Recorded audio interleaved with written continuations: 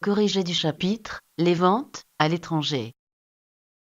Présentation de l'entreprise. Vous travaillez dans l'entreprise Beaufort, une entreprise spécialisée dans la fabrication de billards français. On a donc affaire à une entreprise qui fait de la production de biens, ce qui veut dire qu'en comptabilité, on va utiliser le compte 701, vente de produits finis, pour comptabiliser les ventes. Mais on vous dit également qu'elle vend des accessoires comme des boules, des queues, des compteurs ou des lustres. Ça veut dire qu'elle a aussi une activité de négoce et en comptabilité, ces opérations-là seront enregistrées dans les comptes 707, vente de marchandises. On vous dit que l'entreprise réalise des ventes en France et à l'étranger. Donc en matière de TVA, on est sur de la livraison de biens et donc la TVA pour les ventes facturées en France sera comptabilisée dans le compte 44 571 TVA collectée. Et pour ce qui est des ventes à l'étranger, elles ne sont pas soumises à la TVA. Enfin, on vous explique que pour la codification des comptes, l'entreprise fait une différence entre les ventes réalisées en France et à l'étranger. Donc les comptes clients et les comptes de vente à l'étranger seront distingués dans les numéros.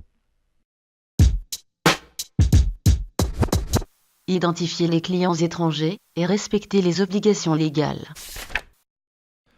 Vous disposez d'une information et des factures de vente réalisées le 8 décembre.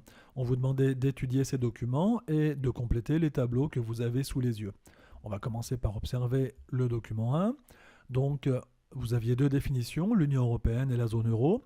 On vous rappelle que l'Union européenne compte 27 membres et que certains pays d'Europe, même s'ils sont pays européens, ne font pas partie de l'Union européenne. Vous avez comme exemple la Suisse ou la Norvège. Ensuite, la zone euro, ce sont l'ensemble des pays de l'Union européenne qui ont adopté l'euro comme monnaie. Certains membres de l'Union européenne n'ont pas fait ce choix, c'est le cas de la Grande-Bretagne, du Danemark ou de la Suède. Sachez qu'aujourd'hui, en mars 2013, 17 des 27 membres de l'Union européenne ont pris l'euro. Ensuite, on vous donne les tableaux en vous demandant de retrouver pour chaque facture le pays d'origine du client, de dire s'il s'agit d'une livraison intracommunautaire ou d'une exportation. On va d'abord faire un petit rappel. La livraison intracommunautaire, c'est une vente réalisée par une entreprise en France et qui va livrer son client dans un pays de l'Union européenne, ici l'Espagne. Et là, l'exportation, qu'on appelle aussi une livraison extracommunautaire, ça va partir de la France toujours, mais cette fois-ci, ça va quitter l'Union européenne pour aller vers un autre pays du monde, dans cet exemple, la Russie. Alors, on va consulter maintenant les factures pour répondre aux questions. Le document 3, c'est la facture du client Claes. On lui a vendu des billards et des accessoires. Le client Claes est situé en Belgique. Alors, pays d'origine, c'est la Belgique. S'agit-il d'une livraison intracommunautaire ou d'une exportation? Alors, vous le savez, mais on va quand même aller voir la carte.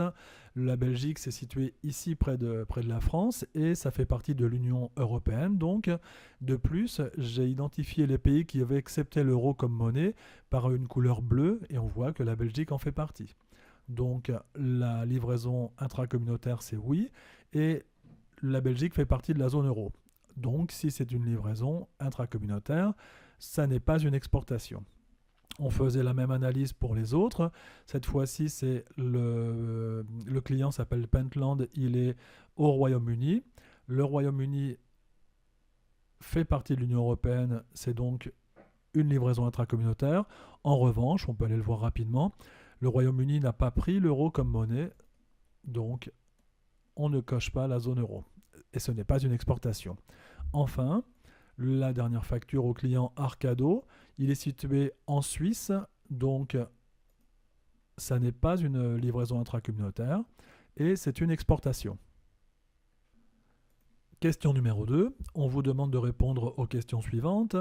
Les ventes intracommunautaires sont-elles soumises à la TVA? Il fallait observer l'info sur le côté gauche de l'écran pour répondre. C'est relativement simple. On vous dit que les livraisons intracommunautaires sont exonérées de TVA, ce qui veut dire qu'elles ne sont pas soumises dans les conditions suivantes. D'abord, la livraison est effectuée à titre onéreux. Ça veut dire que l'échange des biens a lieu contre de l'argent. Le vendeur est assujetti à la TVA et agit en tant que tel. Ça veut dire que le vendeur paye de la TVA sur les opérations qu'il réalise. Et enfin, le bien est expédié dans un autre État membre. Ça veut dire que ça part de France vers un autre État de l'Union européenne. La réponse était donc non. Pour les exportations, c'est la même chose, elles sont exonérées de TVA. Il faut que le vendeur tienne une comptabilité qui permette d'identifier les opérations de façon précise. Ça veut dire qu'on va utiliser des numéros de compte pour bien identifier les opérations soit intracommunautaires, soit réalisées en France, soit les exportations. Et ensuite que lorsqu'on fait de l'exportation, les biens doivent être déclarés auprès des services des douanes avec une déclaration qui s'appelle une DAU. On en parlera un tout petit peu plus tard. Ensuite, les exportations donc, sont-elles soumises? La réponse est non. Et toutes ces opérations ne sont pas soumises à la TVA, elles sont exonérées. C'est défini par l'article 262 du Code général des impôts. Question numéro 3, on vous demande de relever les mentions obligatoires qui figurent sur la facture 816. Il fallait d'abord prendre connaissance de la petite info. On vous rappelle les mentions obligatoires, ce sont donc les numéros d'identification à la TVA du vendeur et de l'acheteur, qui est client de l'Union européenne. Ensuite, les numéros de nomenclature des marchandises qui circulent, ce sont des numéros qui permettent d'identifier les types de marchandises. Et enfin, la mention exonération de TVA, article 262 ter 1 du Code général des impôts.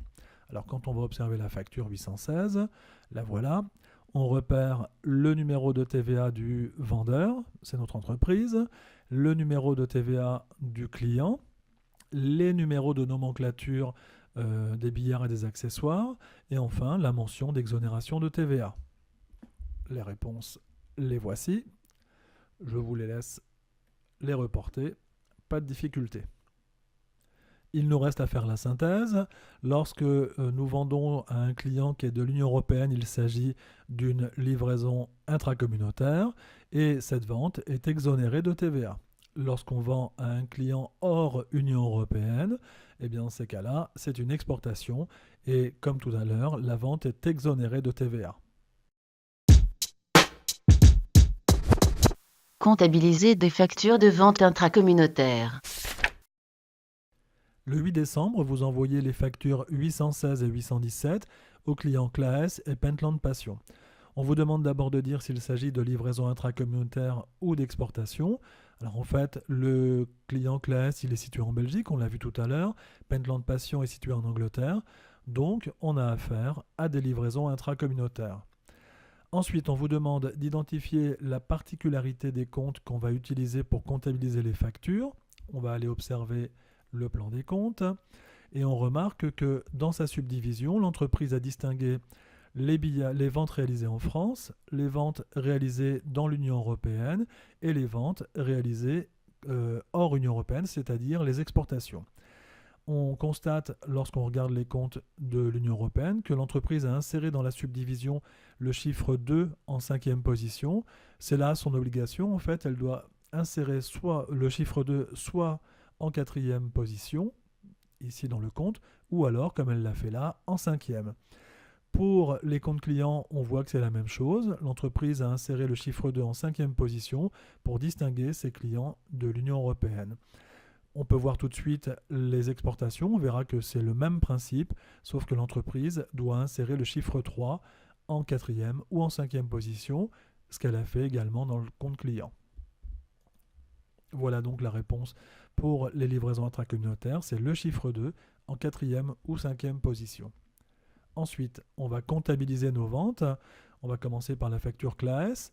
Donc, on a vendu au client Claes pour 3 642,40 €. On va donc débiter le compte client pour le montant TTC. En contrepartie, on a vendu un billard français. On va donc débiter le compte 701,021. On va aller revoir le plan des comptes si vous voulez.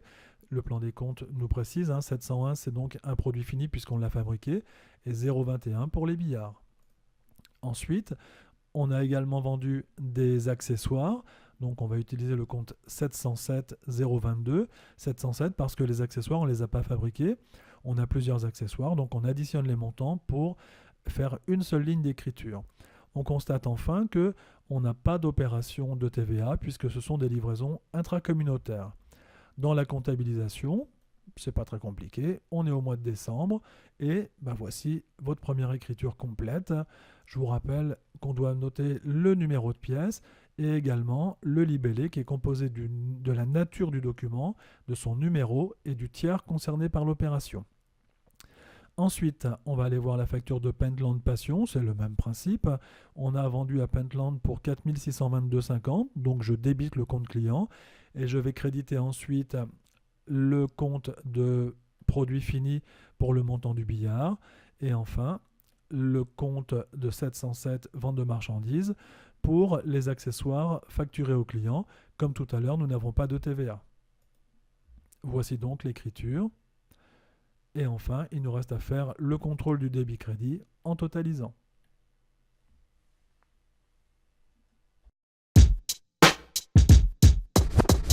Comptabiliser des factures de vente à l'exportation. Le même jour, vous envoyez la facture 818 au client Arcado SA. On vous demande de dire s'il s'agit d'une livraison intracommunautaire ou d'une exportation. On va donc aller voir notre facture. La facture est envoyée au client situé en Suisse. La Suisse est un pays d'Europe, mais pas de l'Union européenne, donc c'est une exportation. On vous demande d'observer ensuite la particularité des comptes qu'on va utiliser pour comptabiliser. On l'a vu tout à l'heure, on peut revoir. Lorsque ce sont des ventes hors Union européenne, c'est-à-dire des exportations, on utilise le 3 qui sera situé en 4e ou en 5e position pour les comptes de vente et pour le compte client. Voilà donc la réponse. Il nous reste ensuite à comptabiliser la facture. Alors, on y revient. On a vendu au client Arcado pour 4 697,40. Donc, on va débiter le compte client. Ensuite, on va créditer le compte de vente de produits finis. On a vendu un billard pour 2 912. Et ensuite, les comptes de vente de marchandises, puisque ce sont des marchandises, pour les queues et les porte-queues. On additionne les 3 articles pour ne faire qu'une ligne d'écriture. Comme tout à l'heure, c'est une exportation, il n'y a donc pas de TVA. Voici votre écriture. Et comme à chaque fois, on pense à totaliser le débit et le crédit pour vérifier que l'écriture est juste. On fait le point. Donc, lorsqu'on fait une vente intracommunautaire, on va débiter le compte client et créditer les comptes de vente, que ce soit des ventes de produits finis ou de marchandises, c'est la même chose. Ce qui est important à repérer, c'est qu'on insère le numéro 2, soit en 4e, soit en 5e position dans les comptes qu'on a utilisés. Pour les exportations, c'est la même écriture, sauf qu'au lieu du 2, on mettra le chiffre 3. C'est l'heure de dire au revoir. C'est l'heure de dire au revoir. Voilà, c'est fini les enfants. Monsieur Gervais vous a encore raconté une belle histoire. En tout cas, il vous remercie d'avoir écouté jusqu'au bout et il vous dit à très bientôt.